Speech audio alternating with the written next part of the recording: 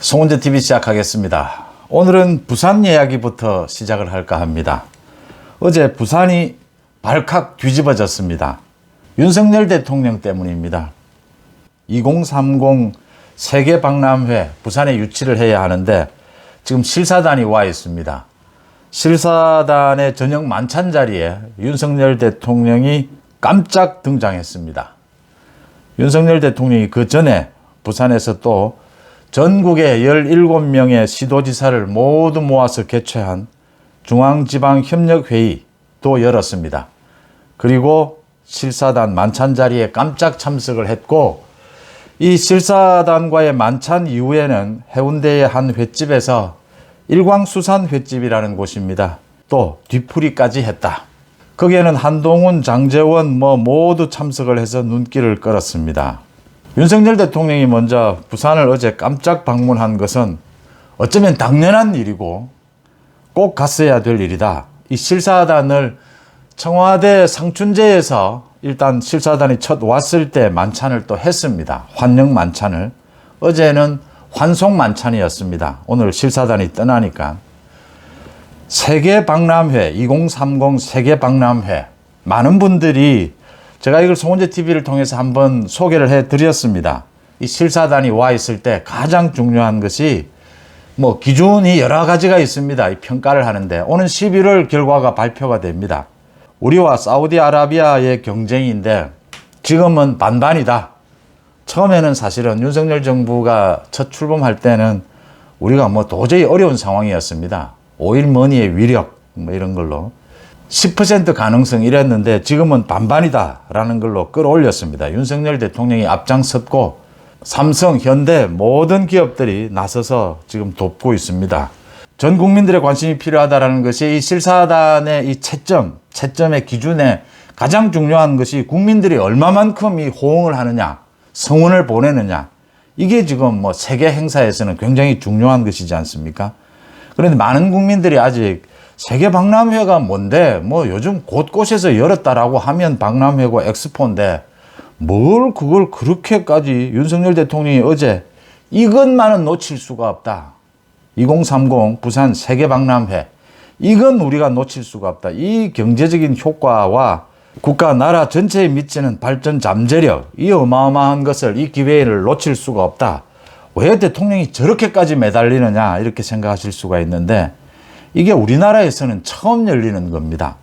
지금 알고 계시는 지역마다 박람회라고 하는 이름을 쓰는 그런 행사도 있는데 그게 정식 박람회는 아닙니다. 우리나라에서 정식으로 이 세계 국제 박람회 기구에서 경쟁을 해서 정식으로 인가를 받아서 치른 박람회는 대전 엑스포와 여수 엑스포 두 가지입니다. 그런데 대전 엑스포와 여수 엑스포는 인정 박람회다 이렇게 부르는 겁니다. 세계박람회가 두 가지가 있는데 하나는 인정박람회고 하나는 등록박람회입니다. 간단하게 말씀을 드리면 인정박람회는 열리는 기간도 짧고 주제도 정해져 있습니다. 한정적인 겁니다.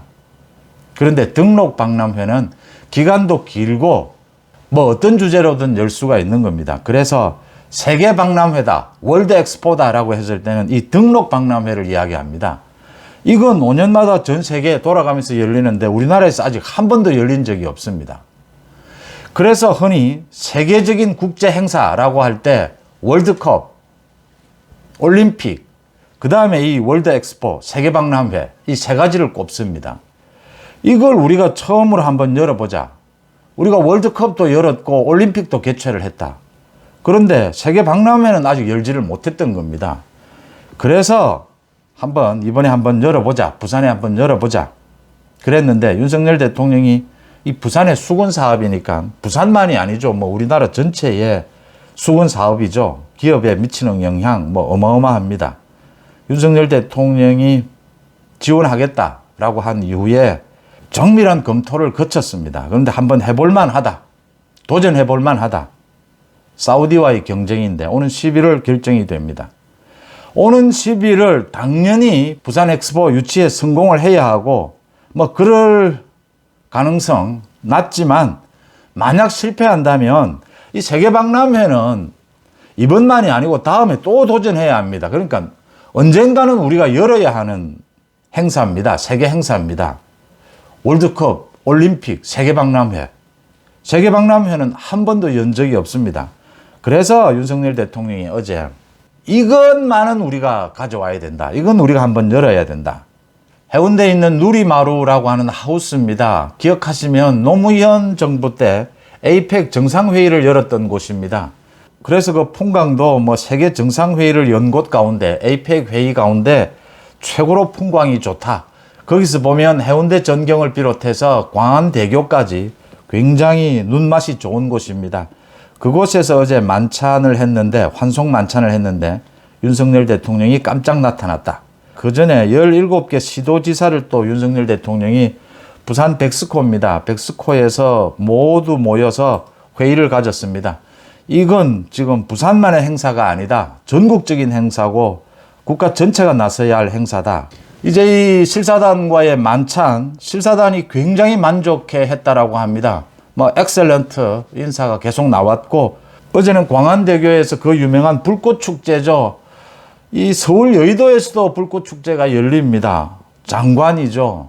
부산 광안대교에서도 매년 열리고 있습니다. 그러니까 저는 그 두 개의 불꽃축제를 모두 다 여러 번 자주 봤는데 광안대교의 불꽃축제는 역시 그 바다를 배경으로 한다는 것. 서울 여의도에서 열리는 한화에서 하죠. 한화에서 하는 이 불꽃축제는 강을 배경으로 하는 대도시 사이에서 한다는 그 특색. 광안대교를 배경으로 열리는 광안대교 불꽃축제는 탁 트인 그 바다를 배경으로 한다. 엊그제였죠. 엊그제 그 불꽃축제 정말 장관이었다라고 합니다. 저는 영상을 통해서만 봤는데 이렇게 실사단도 만족을 했고 실사단이 오늘 이제 우리나라를 떠납니다. 그 다음에 어제 그 만찬을 하고 난 뒤에 일광수산 횟집입니다. 해운대에. 그 회가 꽤 맛있습니다. 거기에 이제 모두 모여서 이제 뒤풀이까지 했다. 부산 지역의 뭐 국회의원들 모두 모였고 한동훈 장관도 내려갔고 또 장제원도 갔고 그래서 화제가 되고 있습니다. 뭐 실세들이 다 모였다. 그래서 윤석열 대통령이 굉장히 기분이 좋았다. 윤석열 대통령의 이런 추진력입니다. 제가 부산 엑스포 이 부분 얼마나 중요한 행사인가라는 말씀을 드렸고요. 또 한 가지는 지금 이재명의 민주당이 저렇게 발목 잡기를 하고 일본까지 가서 국제적인 망신을 당하고 민주당이 이러고 있는 것과 윤석열 대통령이 지금 부산 엑스포를 챙기고 지금 이러고 있는 게 대비가 된다. 누가 봐주든 봐주지 않든 또 당장 좀 욕을 먹든 어떻든 자기 할 일을 해야 한다. 이 책임감, 이런 책임감, 희생정신 이런 것이 없이는 살림이 돌아가지를 않는다. 일본과의 관계 정상화, 한미일 경제안보 협력체제 구축. 지금 뭐 반일 정서를 가지고 저렇게 공격을 하는데도 윤석열 정부는 뚜벅뚜벅 가야 할 길을 간다. 그 다음 부산 이야기 계속 나온 김에 장해찬 이야기를 좀 하겠습니다. 장해찬 최고위원. 장해찬은 부산 출신입니다. 아직 34살이니까 젊은 나이죠. 최고위원이 됐고 굉장히 압도적인 지지를 받았습니다. 윤석열 대통령의 신임을 받고 있습니다. 그래서 지난 대선 기간에 청년 쪽에 큰 역할을 했습니다. 장해찬이 최고위원이 되고 난 이후에 지금 안민석의 그 자녀 학폭 부분 그것도 제기를 하고 이준석의 이 분탕질 이 부분에 대해서 장해찬이 나서서 장해찬은 과거에 이준석과는 친했었죠. 그런데 이제 대선 기간 중에 이렇게 결을 달리하게 됐는데 이준석에 대해서도 연일 견제를 하고 있습니다. 아마 내년 총선에는 부산에 출마할 가능성도 있습니다. 가능성이 높습니다. 장해찬이 뭐 그동안 이번 전당대회에서 많은 논란이 있었습니다. 굉장히 화려합니다. 이 자기가 음악을 전공하기도 했고 또 청년 뭐 운동을 하기도 했고 청년재단 이사장이죠. 여전히 하고 있습니다. 또 소설을 쓰기도 하고 웹툰 소설을 쓰기도 하고 자동차 관련되는 회사에 다니기도 하고 뭐 굉장히 많은 일들을 다양하게 했습니다. 그런데 최고위원이 되고 난 이후에 말씀드린 대로 싸울 때는 싸울 줄 아는 뭐 아직 나이가 있으니까 뭐 여러 가지 부족한 부분도 있을 겁니다. 그런데 싸울 때는 싸울 줄 아는 최고위원이다. 당연히 싸워줘야 한다. 청년 최고위원이니까 그런 부분에 자기 역할을 잘 하고 있다라고 평가가 됩니다. 윤석열 대통령이 그 지난 대선 기간에도 장해찬이 나름대로 큰 역할을 했다. 이런 부분도 평가받는 대목입니다. 장해찬이 이제 안민석에 대해서 어제 날카로웠습니다. 안민석의 그 자녀의 학폭 부분을 이야기를 하면서 마찬가지입니다. 정청래도 자녀 학폭 부분이 있죠. 여학생의 그 데이트 사진을 찍어서 공개를 하고 또 정청래의 경우에도 성추행을 하는 뭐 이런 폭력이 있었습니다. 그게 부전자전 아니냐. 그래서 저도 어제 정청래와 안민석이 지금 소위 정치를 한답시고 내뱉는 막말, 욕설에 가까운 이런 저질스러운 막말들은 폭력입니다. 폭행입니다. 저건. 국회의원은 폭행을 해도 됩니까? 그러니까 지금 국회에서 뭐 몸으로 과거처럼 부딪히고 싸울 수는 없습니다. 그러면 잘못하면 배지 날아갑니다. 지금은 논리력과 정보력으로 싸워가야 합니다. 국민들 앞에서. 장해찬이 그런 부분을 잘하고 있다. 적절한 타이밍에 적절한 정보를 가지고 적절하게 정확하게 타겟을 적중시키는 그게 이제 스나이퍼의 능력이지 않습니까? 저격수지 않습니까? 그런 저격수의 능력을 보여줘야 한다. 특히 젊을 때 정치를 처음 시작할 때는 그래야 하는데 장해찬이 나름대로 열심히 하고 있다 이렇게 평가를 합니다. 장해찬이 어제는 또 라디오에 나와서 이준석에 대해서 이야기를 했습니다. 이준석이 뭐 요즘 계속 방송에 나와서 구시렁구시렁 거리고 있습니다. 과거에 윤석열 대통령에게 섭섭했다. 뭐 윤석열 대통령과 사이가 안 좋아진 것이 자신이 뭐 술을 거절했기 때문이라고 하는데 사실과 다르다. 뭐 윤석열 대통령과 거기 울산회동은 뭐 자기가 김기현에게 기회를 준 것이다. 이것에 대해서 장해찬이가 뭐 이준석이 윤석열 대통령이 자기를 편하게 불러주지 않고 편하게 대하지 않고 거리가 좀 있었다 이러는 불만을 털어놓으니까 그러지 마라. 지금이라도 오면 내가 준석아라고 불러줄 테니까 뭘 그걸 가지고 그렇게 문제 삼느냐. 과거에 그 뭐 아주 소소한 그런 일들 가지고 지금 방송에 나와서 떠벌리고 다니는 것이 무슨 도움이 되며 무슨 가치가 있느냐. 비꼰 겁니다. 나한테 와라. 내가 준석아라고 불러주겠다. 어제 방송에서 그런 이야기를 했습니다. 그리고 정치인에게 가장 중요한 게 인간적 신뢰와 사람을 대하는 태도다. 그 부분에서 이준석은 숙고하고 반성하지 않으면 우리 당원들이 다시 기회를 줄 일은 없지 않을까 한다. 장해찬이 따끔하게 이야기를 잘했고 제가 여기에 덧붙여서 장해찬이 이준석을 대체할 지금 많은 뭐 청년들과의 소통 행사를 하고 다니고 있습니다. 소통 행사도 더 열심히 해야겠고 또 저격수로서의 공격력도 보여줘야겠고 또 청년들의 그 정책 개발, 정책 발굴에 좀 더 많이 신경을 써야 합니다. 좀 더 많은 신경을 쓰면서 유의할 점은 지금의 청년층은 굉장히 실용적입니다. 뭐 보수다, 진보다, 좌다, 우다 이런 것보다는 실용적으로 나에게 이익이 되느냐, 이익이 되지 않느냐 이런 건 뭐 장해찬이 더 잘 알지 않겠습니까? 그래서 스펙트럼을 넓게 보고 정책 발굴을 해서 이준석을 대체할 정치적 무게감을 빨리 키워가야 한다. 정책 부분을 좀 더 신경을 쓴다면 삼박자가 어우러질 수 있다라는 부분을 지적을 합니다. 그 다음 마지막으로 이재명 이야기를 해야겠습니다. 이 부모 묘지가 훼손된 것, 이 무슨 코미디가 무슨 이런 코미디가 있습니까? 그래서 제가 어제 송은재 TV를 통해서 이재명이 이 어떻게 해명하는지를 한번 지켜보자. 기가 다 빠져나갔다라고 하는데 이 어쩌나 뭐 이 돌멩이를 다시 꼽아야 되지 않겠느냐 말씀을 드리면서 이재명의 해명을 들어보자라고 했습니다. 해명을 했습니다. 뭐 복수, 난수, 뭐 엎질러진 물은 다시 담을 수 없다. 뭐 이 별 적절하지도 않는 뭐 비유를 하면서 수사 당국의 선처를 요청한다라고 했습니다. 부모님의 묘소를 훼손하는 행위는 이유 여하를 막론하고 벌어져서는 안 될 일이다. 깊은 유감을 표한다.